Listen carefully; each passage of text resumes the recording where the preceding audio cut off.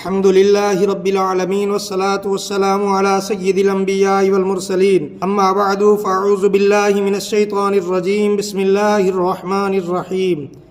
تحفظ اسلام on line academy میں خوش آمدید۔ بنیادی عقائد کورس لیکچر نمبر 11۔ سوال نمبر 49، جنت کیا ہے؟ اس کے دروغہ یعنی نگران کون ہیں؟ جواب، جنت ایک مکان ہے جو اللہ عز و جل نے ایمان والوں کے لیے بنایا ہے۔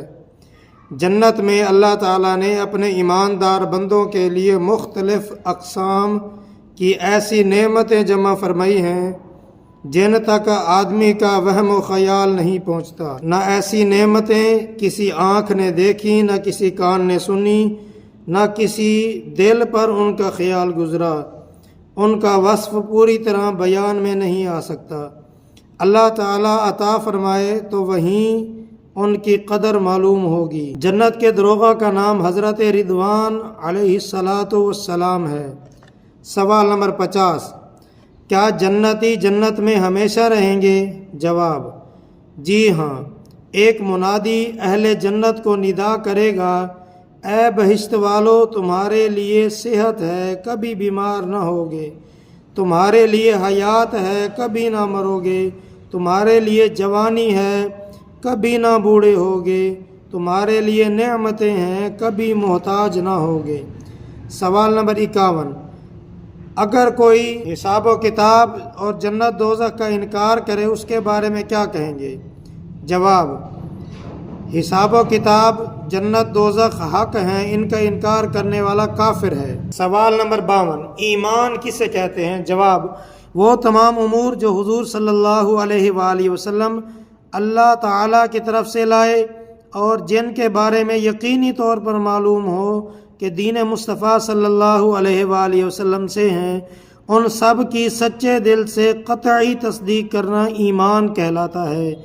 جیسے اللہ تبارک و تعالیٰ کی وحدانیت، تمام انبیاء کرام علیہم السلام کی نبوت، حضور صلی اللہ علیہ وآلہ وسلم کا خاتم النبیین ہونا، اسی طرح حشر، نشر اور جنت و دوزخ وغیرہ کا اعتقاد یعنی یقین رکھنا ایمان کہلاتا ہے۔ سوال نمبر 53،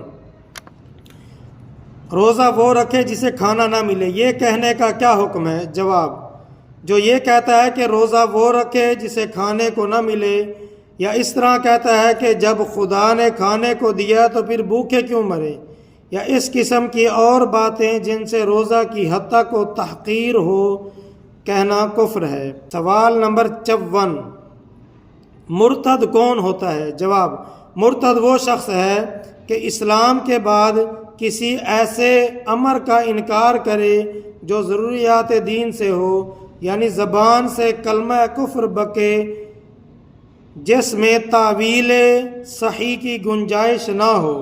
یوں ہی بعض افعال بھی ایسے ہیں جن سے انسان کافر ہو جاتا ہے، مثلا بت کو سجدہ کرنا، مصحف شریف کو نجاست کی جگہ پھینکنا وغیرہ۔